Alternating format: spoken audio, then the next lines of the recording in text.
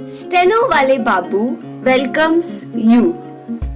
Shorthand dictations in male and female voice from all sources like magazines, speeches and editorials at various speeds up to 120 WPM for various departments like SSC, DSSSB, CRPF, Delhi Police, etc. Please like, share and subscribe the channel. Thank you. Exercise number 24. Madam, when I heard the statement made by my Honorable Home Minister and when he made a reference in it to the local touch, I really thought that his statement would apply some balm on the wounds inflicted on Assam. However, it is my misfortune to be reminded by his statement of a similar statement made by Mr. Maxwell about 40 years ago. In that statement, the colonial administrators has placed all the blame for whatever had happened on the leaders of the nationalist movement who were fighting for the independence of the country. At that time, the colonial administrators did not want to discuss the pros and the cons. They only wanted that suppression should be let loose, and thereafter there will only be apologists who will say that suppression was the only thing that was necessary and that was required. It is unfortunate that the Honorable Minister has displayed a similar colonial incentiveness. It is unfortunate that from the very beginning, when he took over as the Home Minister, things started going wrong with the people of Assam and with the negotiations on Assam. You would kindly recall that immediately after the talks were ended in the November, this colonial administrative and bureaucratic attitude showed itself and the leaders of the movement were arrested. This is the scale or the magnitude of the folly that has been perpetrated on Assam. If it were possible for the government to see reasons, they could have with great statesmanship avoided the Holocaust that have visited Assam. The Honorable Leader of the House has referred to the question of constitutional amendment. I would simply ask whether a constitutional amendment was not possible. After all, Madam, President rules has to come to an end on 18th March and that is 1 month away.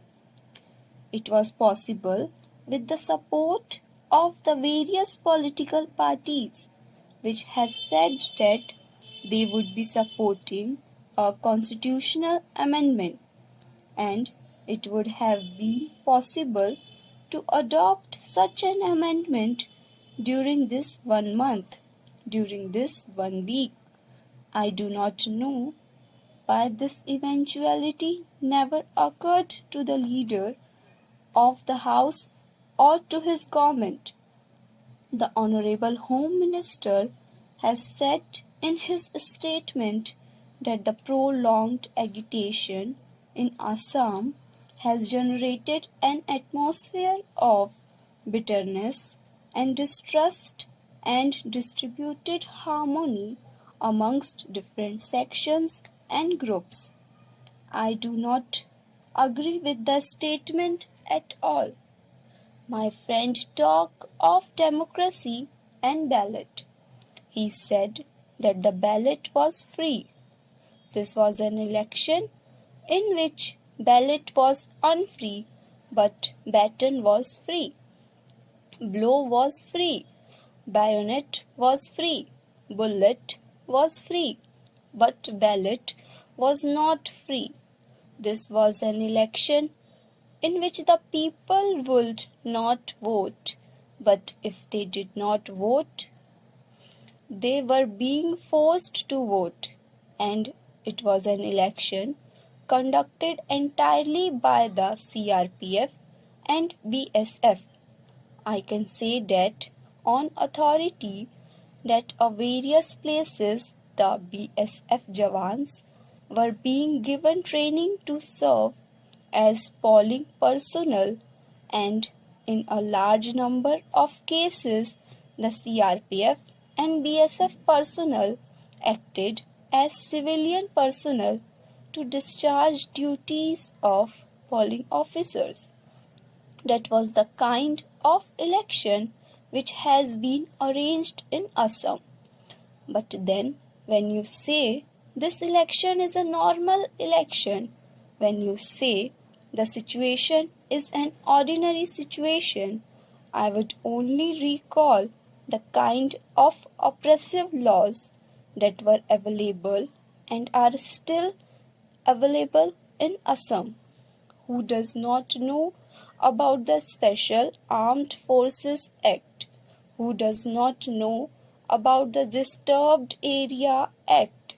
Who does not know that the various provisions of the infamous Police Act of 1861 were also implemented in Assam?